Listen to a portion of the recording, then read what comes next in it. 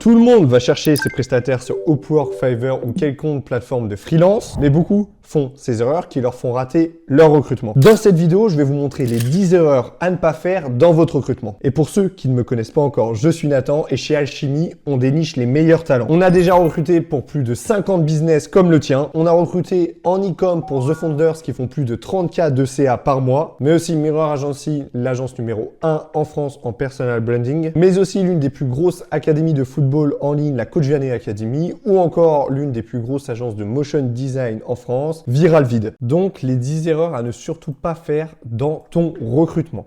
Déjà, on va commencer par la première et la classique, un recrutement tardif entraîne une succession de mauvais choix. C'est quelque chose qui arrive beaucoup chez mes clients au sein d'Alchemy ou que j'entends beaucoup, c'est qu'on va faire un recrutement d'urgence.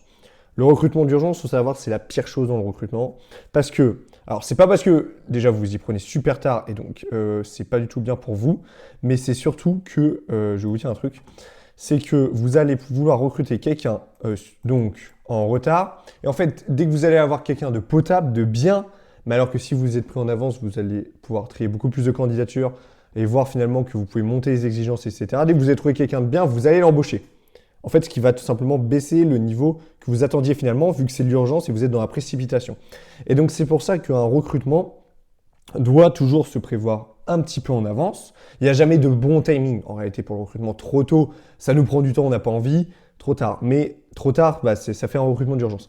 Mais en fait, il y a une solution à ça, c'est que quand vous allez faire un recrutement, vous n'allez pas recruter une personne, vous allez en recruter 2 ou 3. En fait, avoir un titulaire, donc lui, on va dire que c'est le titulaire, et avoir 1 ou 2 personnes en backup, tout simplement, qui vont faire qu'en fait, ces personnes-là, vous gardez le contact.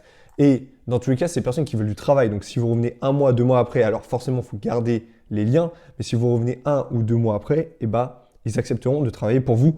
Et donc, c'est pour ça, ça vous évitera du coup, à ce moment-là, de refaire un recrutement tardif et du coup, un recrutement d'urgence. Donc, aussi, quand on veut recruter et qu'on commence son agence, quand on est au début, on peut tout simplement avoir des lacunes dans le poste qu'on a. Donc là, on vient à la deuxième erreur.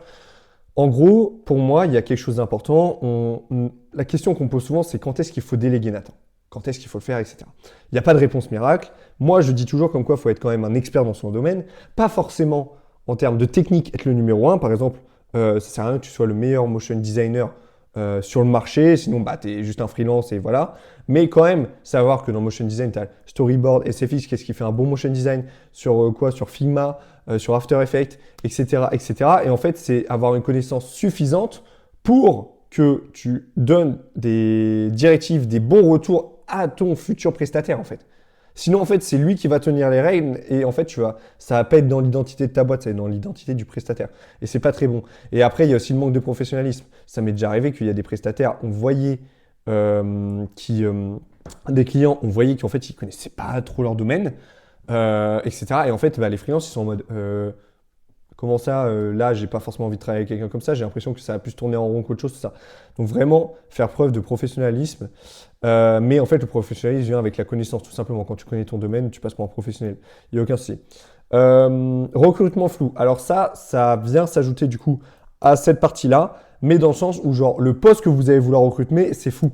Tu sais pas combien tu vas le donner de travail par mois, même un approximatif. Tu sais pas combien tu vas le rémunérer, tu sais pas qu'est-ce que tu lui apportes comme ressources avant, etc. Et en fait, si tu fais un manque de transparence sur tout critère, et pareil, ça va perdre le freelanceur et forcément, tu vas prendre du retard. Ces deux-là s'allient, mais c'est super, enfin, ils s'allient, oui, mais c'est super important d'avoir un recrutement qui est clair dans ta tête, tout simplement. Parce que moi, mes freelances, à chaque fois, je leur apporte un brief, une job post, tac, ça, ce prix-là, tu vas avoir ça, tu vas faire ça. On te fournit ça, le client veut ça, c'est du long terme, etc. Comme ça, paf, déjà qu'un recrutement c'est énergivore, parfois tu dois négocier, il y a des mythos, etc. Alors en plus, si toi déjà t'es perdu, c'est pas bon signe. On passe au 4e point. Le plus important pour moi, l'appel d'introduction avec un prestataire. Il faut savoir que l'humain, c'est l'une des choses dans le business que les gens veulent le moins, parce que ça prend du temps, tu peux te faire trahir. Voilà, bref, c'est vrai que quand c'est fait par un robot ou une IA, c'est sûr que souvent tu as moins de problématiques que quand c'est pas un humain. Mais pour moi, il y a une étape qu'on n'enlèvera jamais chez Alchemy et que je vous conseille pas d'enlever parce que ça apporte beaucoup de positifs, c'est l'appel d'introduction. L'appel du début, nous, quand quelqu'un passe par nous, un client passe par nous, on appelle forcément les freelances qu'il choisit et ensuite on donne le contact. Parce que ça permet d'avoir un gain de temps, réduction des coûts, efficacité. Je vais vous expliquer pourquoi. Et ça évite les manques de connexion, les risques de malentendus et les opportunités manquées. Je vais vous expliquer pourquoi. Récemment, j'ai un client qui me dit voilà Nathan, gros coup de cœur pour ce freelance que tu me présentes, franchement j'ai envie de partir avec lui. Et je vois que malheureusement dans mes filtres, ça a mal été fait avec mes recruteurs. Le prix était plus cher, c'était à 200 €, le client voulait 30 €. Aucun souci, il faut savoir que c'est pas un souci parce que les freelances souvent dans les formes quand ils remplissent, c'est les prix qu'ils aimeraient, vraiment le rêve et ensuite tu peux négocier quand même. Je vais dans le call, très très nice guys, un Camerounais super sympa, franchement, qui a beaucoup de compétences sur ça. On discute et on arrive à trouver, en fait, on arrive à tomber au prix du freelance parce qu'en fait, on a le contact en one-one, il voit que nous, on peut lui offrir du taf, qu'on est sérieux, il y a une belle alchimie, voilà, petit jeu de mots avec ma boîte, mais c'est vrai, il y a une très belle alchimie, que ça va être du long terme, que le client, il veut vraiment tout ça, et en fait, ça permet de faire un gain de temps. Tu passes pas par message 36 minutes, mais un call de 15 minutes, quoi. C'est efficace et surtout, ça permet de mieux négocier parce qu'il y a la connexion humaine et tu montres vraiment qu'il va être important pour toi, cette personne que tu veux construire avec elle l'avenir et que c'est une offre en or qui ne peut pas louper. Et ça, c'est exceptionnel. Sur quelle plateforme devrais-je chercher des opportunités? Celle-là, elle est super importante, je l'entends beaucoup trop. C'est l'une des croyances limitantes dans le recrutement. Entre oui, je ne suis pas légitime, j'ai pas beaucoup d'abonnés. Upwork, c'est la meilleure plateforme. Upwork. Ok. Alors déjà, j'ai fait une vidéo sur ma chaîne YouTube que vous pouvez retrouver la tier list des meilleures plateformes pour recruter actuellement. Elle est toujours à jour. Donc, si vous recrutez sur qu'une plateforme, la plupart qu'on entend, c'est Upwork. Risque de passer à côté des ressources précieuses et alternatives intéressantes. Exploration de plusieurs plateformes maximise les chances de trouver des opportunités variées et enrichissantes.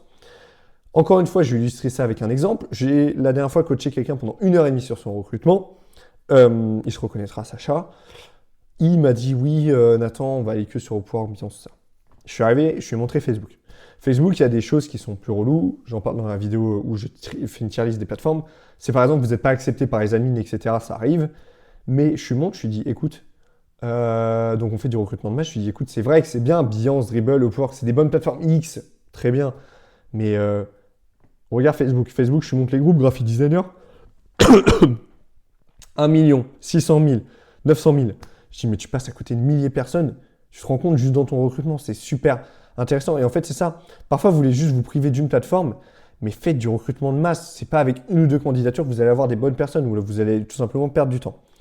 Comment s'organiser ces candidatures? Et donc là, je parle du recrutement de masse. Tout simplement en centralisant les données et pas en décentralisant. Le recrutement, c'est comme l'acquisition client, le setting, avoir un CRM, etc. Il faut que quand le lendemain que vous avez commencé le recrutement, vous ouvriez votre PC, tout soit clair. Vous faites un form, j'en explique dans plein de vidéos. Il y a aussi une masterclass, je ne sais pas si elle sera encore sortie à ce moment-là, où je donne 1 heure, un cours à plus de 60 entrepreneurs sur le recrutement. Mais en gros, centralisez vos données. C'est super important. Vous faites un form, de toute façon, un form, c'est sur Tally, Typeform, Google Form. J'en oublie un, mais c'est pas grave. En gros, tout ça, et vous centralisez vos données, vous faites des questions claires, etc. Ce qui vous permet de vous y retrouver vraiment. Et c'est super, super important de faire ça. Sinon, ça va être le bazar complet. Surtout qu'aujourd'hui, le recrutement de masse est super important avec le nombre de mythos. Devrais-je faire un compromis sur mes exigences pour maintenir l'harmonie? Excusez-moi. Non, il n'y a pas de compromis. C'est pas parce que tu trouves un gars ultra bon, tout ça, que tu dis, bon allez, je baisse mes prix. Ou alors il y a un gars, tu sens qu'il est super, l'humain est ultra bon, mais la qualité elle est bien, mais pas au niveau de tes exigences. Bah non. Mais non, tu fais pas de compromis. Tu fais pas de compromis. Tu maintiens les normes et les valeurs, mais peut entraîner des conflits et des tensions. Oui, ça peut entraîner des conflits et des tensions, c'est totalement vrai avec ceux que tu es en train de recruter. Mais par exemple, tu as quelqu'un qui dit non, je veux pas faire de tests, tout ça. Toi, tes exigences, c'est quelqu'un qui veut faire des tests. Bah non, juste tu next, c'est pas grave, il y en a plein sur la plateforme. Quelqu'un qui dit oui, je peux pas faire des sous-titres en français, ou alors faut que tu me fournisses ça avant de ça avec les plateformes d'aujourd'hui. C'est totalement possible de faire des sous-titres en français, même si t'es pakistanais ou autre. Oui, mais une miniature, moi, ça me prend 6 heures. Non, tous mes mini-makers, ça fait 3 à 4 heures la miniature grand max. Tu peux en faire 5 par jour si on travaille sur le long terme. Tu dois garder tes exigences, c'est super important. Les tests entraînent des erreurs coûteuses et des pertes financières. Alors oui, moi je dis toujours de faire des tests, mais pas des tests payants. En gros, moi, le conseil que je vais vous donner pour vos tests, c'est super simple. C'est vous prenez, soit vous avez un test, une miniature pour les minimakers, une petite edit, vous pouvez même monter jusqu'à 30 ou 40 secondes, mais pour les plus gros tests, sur votre offre, vous leur donnez 10 à 20% du boulot. Par exemple, une VSL d'une minute, vous lui donnez 10 secondes de la VSL. Et vous lui fournissez le script et la voix off déjà pré-mâché, et ensuite, vous faites ça. C'est super important, mais allez jamais dans les tests payants. Vous allez perdre énormément d'argent. Vaut mieux passer par Alchemy quand c'est comme ça plutôt que d'utiliser tout cet argent. J'ai fait l'erreur, hein, moi aussi au début, de payer en mode en disant oh, c'est le pépite, oh c'est le crack, oh là je vais le tester, je suis tellement heureux. Et tu as le test, c'est la désillusion totale. Je vous déconseille de faire ça, c'est terrible. Donc c'est ce que je disais là. C'est ce que je disais là, en gros, les tests payants. Mais en fait, le 8 où je voulais revenir, c'est surtout que les tests entraînent des erreurs coûteuses et pertes financières. En fait, c'est les non testés. Les non tests, ça emmène ça. Vous êtes obligé de tester vos prestataires. Il y a beaucoup trop de bullshit aujourd'hui sur le web. Beaucoup trop. Vous ne pouvez pas faire sans. C'est trop important. Testez toujours, toujours, toujours. Ne croyez jamais quelqu'un. C'est super important. Je vous le dis, c'est la vérité. Alors oui, c'est vrai que dans votre entonnoir, quand vous allez tester des gens, vous allez peut-être avoir 1000 personnes là. Et à la fin, vous allez en avoir 10. C'est vrai. Mais vous voulez les meilleurs. Testez toujours les gens. Et l'absence de remplacement nuit à l'équipe. Donc en vrai, c'est un petit peu pareil que ça. Le 1, quand je vous disais un recrutement tardif, d'avoir des remplacements. Mais on ne sait jamais. Vous êtes avec des freelances, vous n'avez pas de contrat, le gars il est à l'autre bout du monde. S'il y a quelque chose sur sa religion, s'il a un problème de santé, s'il y a quelque chose avec sa famille, tout ça, vous allez rien pouvoir y faire. C'est la vérité. Et donc, lui, il se casse, votre titulaire. Donc là, ça va être la désorganisation et du stress parce que ça ne tourne plus votre boîte, votre valeur à vos clients, vos livraisons, du retard. Absence de remplaçant, donc lacune dans les compétences. C'est pour ça que je vous ai dit toujours d'avoir des remplaçants. Et ralentissent des projets, donc les projets en retard et surtout l'efficacité globale affectée. C'est super important d'avoir plusieurs freelances de côté. Pour les garder, forcément, il faut garder un contact humain avec eux. Allez pas les recontacter au bout de 3 mois. Toujours un petit message au cas où, tout ça. Ou alors un petit projet entre deux, mais qui ne reste pas vos titulaires. Mais c'est super important. Voilà, c'était Nathan de la Chimie. Je vous ai présenté les erreurs à ne pas faire.